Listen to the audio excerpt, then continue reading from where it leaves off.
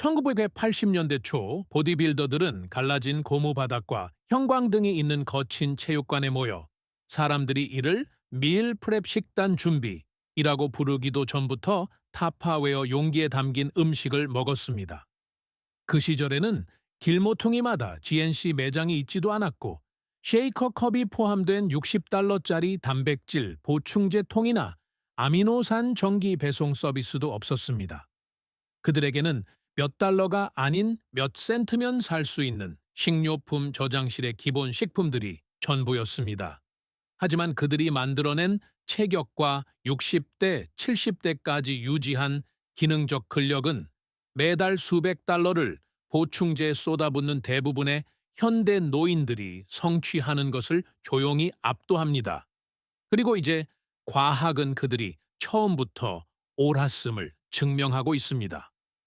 하버드 연구진, 터프츠 대학교 과학자들, 그리고 MRI 대학교의 운동 생리학자들은 잊혀진 이 식료품 저장실의 기본 식품 중 일부가 특히 60세 이상의 노인들에게 있어 지속적인 근육 회복 측면에서 현대의 유청 단백질보다 우수하다는 것을 확인했습니다.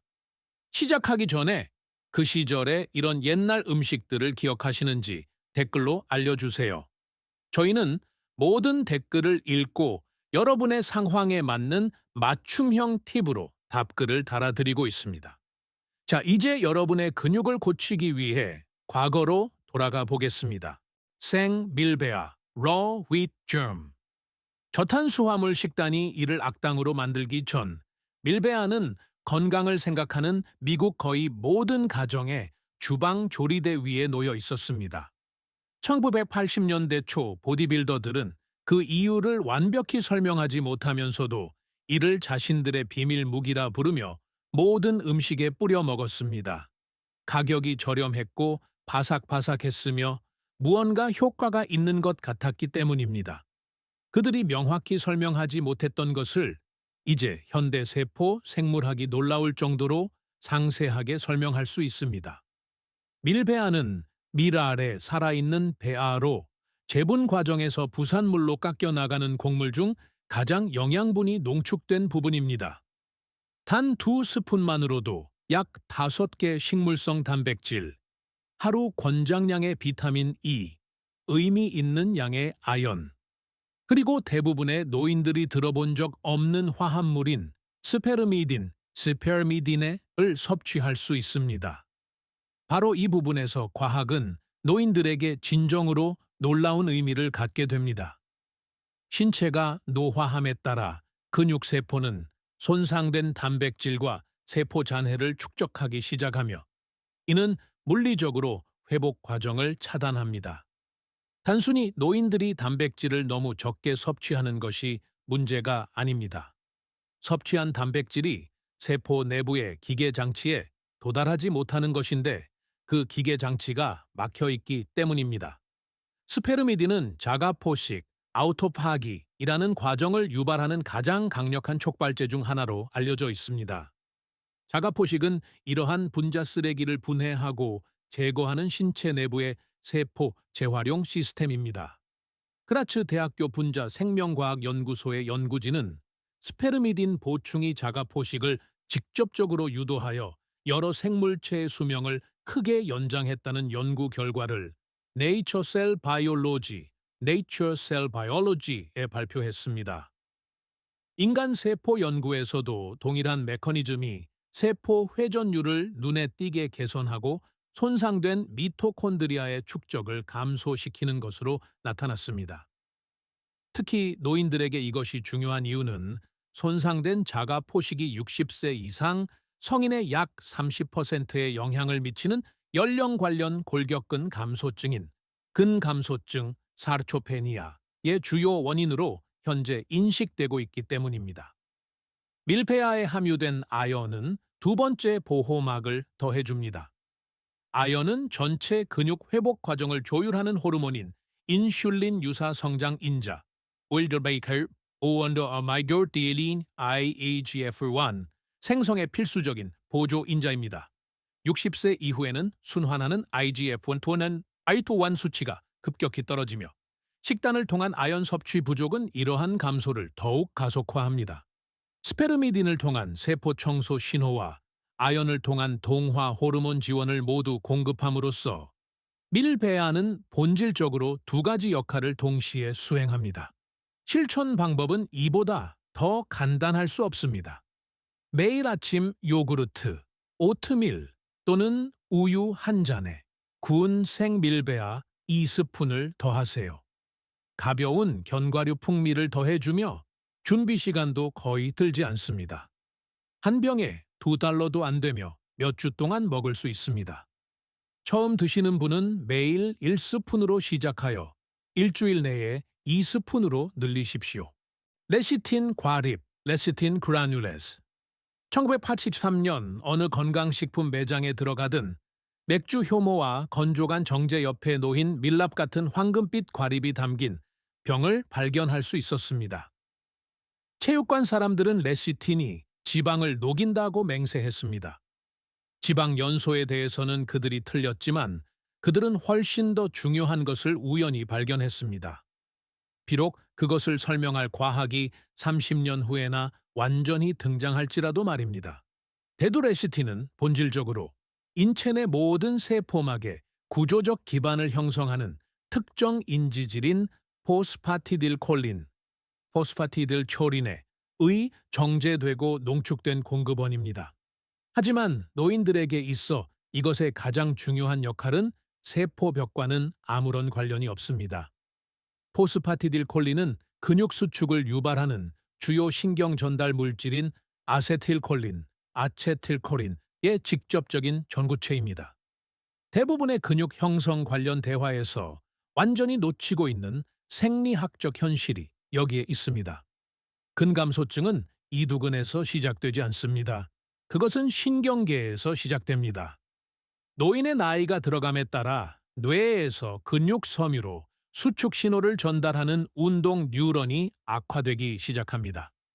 신경과 근육이 만나는 시냅스인 신경근, 접합부의 효율성이 떨어집니다. 뇌는 움직이라는 명령을 보냅니다. 하지만 신호가 약하게, 지연되어 또는 불완전하게 도착합니다. 그 결과는 단순한 쇠약함이 아닙니다. 그것은 낙상으로 직접 이어지는 주저함과 불안정함입니다.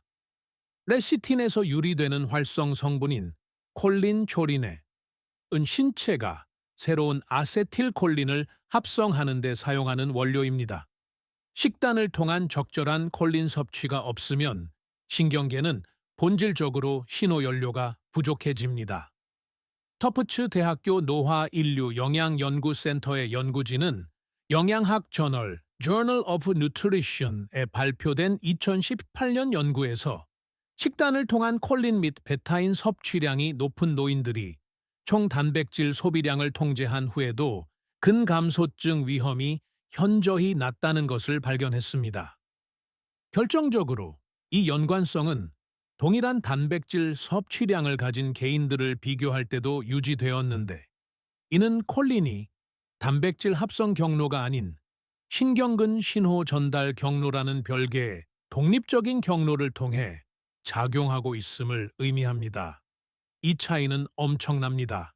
이는 노인이 적절한 단백질을 섭취하더라도 신경계가 움직이려는 의도를 실제 근육의 힘으로 더 이상 효율적으로 변환할 수 없기 때문에 근육 손실이 가속화되는 것을 경험할 수 있음을 의미합니다. 스무디에 젓거나 요구르트에 섞거나 주스 한 잔에 갈아 넣은 하루 1스푼의 대두 레시틴 과립은 상당한 양의 콜린을 제공합니다. 과립은 쉽게 녹으며 맛이 거의 없습니다. 건강식품 판매점이나 온라인에서 비유전자 변형 non-GMO 대두 레시틴 과립을 찾아보세요. 비용은 일반적으로 1회 제공량당 5센트 미만입니다. 이를 4주 동안 매일 섭취하고 신체가 움직임 명령에 얼마나 빨리 반응하는지 주의 깊게 살펴보십시오. 물에 담긴 청크라이트 참치, 청크라이트 투나 인 워터. 상업용 유청 단백질이 포장된 제품으로 존재하기 전, 쉐이커 컵이 발명되기 전 보충제 회사들이 아미노산을 수십억 달러 규모의 산업으로 만들기 전에는 참치 캔이 왕이었습니다. 1980년대에 진지한 체육관 이용자들은 누구나 식료품 저장실에 참치 캔을 상자째로 쌓아두고 있었습니다. 그들은 캔 뚜껑을 따고 싱크대에서 물을 따라낸 뒤 통에서 바로 포크로 찍어 먹고 다시 훈련에 돌입했습니다. 믹서기도 스쿱도 40달러의 투자도 필요하지 않았습니다. 그들은 현대 연구가 수십 년에 걸쳐 확인한 무언가를 이미 알고 있었습니다. 물에 담긴 5온스짜리 청클라이트 참치 한 캔은 탄수화물이 거의 없고 지방이 큐레티 미만인 20한 보이스와미오가에 완전 단백질을 제공합니다. 이러한 다량 영양소 프로필은 프리미엄 분리, 유청 단백질 1회 제공량의 성분과 정확히 일치하면서도 비용은 훨씬 저렴합니다. 60세 이후에 시작되는 단백질에 대한 근육 형성 반응에 점진적인 둔화 현상인 동화 저항성 아나보릭 레시스턴스를 겪고 있는 노인들의 경우 근육 단백질 합성을 시작하는 세포 스위치인 mTOR 경로를 활성화하려면 맥긴이 최소 20한 뮤미어와 보게 단백질 임계치에 도달하는 것이 생물학적으로 필수적입니다. 한 번에 이 임계치보다 적게 섭취하면 하루 전체로 볼 때 단백질이 풍부한 식단을 유지하더라도 노화하는 근육 조직에서 동화 반응을 유발하지 못합니다. 더 작은 어종으로 구성되어 수은 노출을 최소화하기 위해 날개 다랑어, 알바초레. 보다 특별히 권장되는 청클라이트 참치는 단 1회 제공량으로 그 임계치를 충족합니다. 여기에 함유된 셀레늄은 중요한 두 번째 메커니즘을 추가합니다. 파도바 대학교 생의학부 연구진은 임상의학 저널 The Journal of Clinical Medicine에 발표한 데이터를 통해 셀레늄이 강력한 항산화제로 작용하여 특히 산화 손상으로부터 근막과 세포막을 보호한다는 것을 확인했습니다. 노인의 경우 산화 스트레스는 신체의 자연적인 회복 능력을 능가하는 속도로 근육 조직의 구조적 무결성을 저하시킵니다. 셀레늄은 이러한 저하를 일으키는 활성산소를 직접 차단하여 단백질 섭취 사이에 근육 조직의 질을 보존합니다. 일주일에 2-3캔이면 노인들에게 필요한 아미노산 밀도와 항산화 세포막 보호를 모두 제공할 수 있습니다. 캔의 물을 완전히 따라내십시오. 올리브 오일 1티스푼, 레몬즙 약간, 후추 한 꼬집을 더하세요. 그런 다음 통곡물 크래커와 함께 먹거나 채소 위에 얹어 드십시오. 전체 준비 시간은 90초도 걸리지 않습니다. 이것은 식료품점에서 구할 수 있는 제약 등급의 단백질 전달 시스템에 가장 가까운 식품입니다. 라지 커드 코티지 치즈, Large Curd Cottage Cheese. 1980년대에 코티지 치즈는 다이어트 식품이었습니다. 가벼운 점심을 원하는 사람들이 주문하여 미국 전역의 식당에서 통조림 복숭아 반쪽 옆 접시에 놓여 있었습니다. 보디빌더들은 밤에 이것을 통째로 먹었는데 맛이 특별해서가 아니라 잠자리에 들기 전에 이것을 먹는 것이 체육관에서 노력한 결과를 보존해 주는 것 같았기 때문입니다. 그들은 그것을 본능이라고 불렀습니다. 그들이 알지 못한 차에 설명하고 있었던 것은 카제인 역학, 자세인 키네틱스이었습니다. 코티지 치즈는 단순한 유제품이 아닙니다. 그것은 말 그대로 액체 유청에 떠있는 분리된 카제인 단백질 응고물추도로 오늘날 제조되는 모든 서방형 슬로우 릴리스 단백질 보충제에 가공되지 않은 원래의 전구체입니다. 카제인과 유청 단백질의 차이는 마케팅 카테고리가 아닙니다.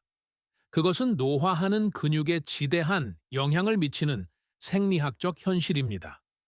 유청 단백질이 위장에 들어가면 빠르게 용해되어 45분 이내에 혈류를 아미노산으로 가득 채우며 급증을 일으키고 신체는 이를 부분적으로 사용하고 부분적으로는 연료로 산화시킨 후 90분 이내에 수치가 다시 기준선으로 떨어집니다.